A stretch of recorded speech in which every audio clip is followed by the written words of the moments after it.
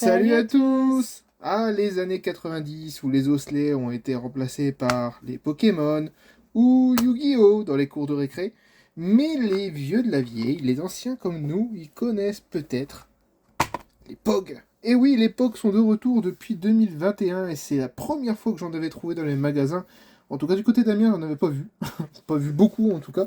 Donc on va faire un petit opening tous ensemble de ce paquet de POG. Apparemment, on peut en avoir 8, alors ça me rappelle beaucoup de souvenirs, et ça fait partie des choses qui ont été jetées par les parents, les grands-parents, pensant qu'il n'y avait aucune valeur. Comme les Playmobil. Exactement, les Playmobil. Non, les Playmobil.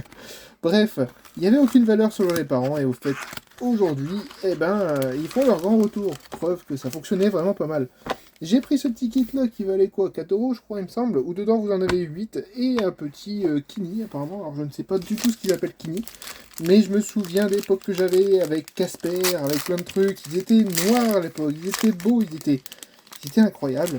Donc on va voir un petit peu ce que ça donne. Alors avant de se spoiler, voyons un peu la checklist, il y a une autre checklist qui a à peu près 50 POG, et effectivement...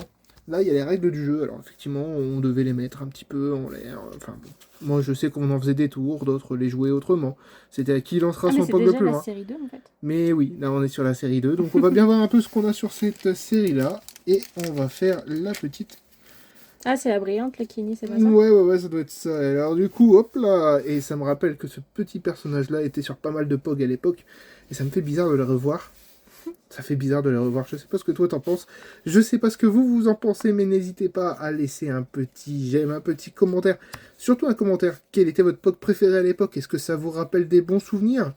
Ou pas du tout? Moi, ça m'en rappelle quand même pas mal. Surtout à l'époque où ils avaient pas mal de collabs. Je trouve. Et ça, c'était un petit peu la façon de jouer au POG. Dans les cours de récré, il y en avait beaucoup qui y jouaient. Alors, bon, après, c'était défoncer les tours, ou alors celui qui en défoncera le plus. Donc là, on en est à la brillante, à toutes les autres POG, et bien sûr, ça doit être le fameux Kini. Le fameux Kini qui brille de 1000 feux. Voilà. Non, franchement, ça rappelle des bons souvenirs. Alors, n'hésitez pas, vous, à mettre dans votre commentaire ce que vous en pensez, et effectivement, si ça vous rappelle de bons souvenirs. Je vous fais des bisous, et à bientôt pour une prochaine vidéo. Salut.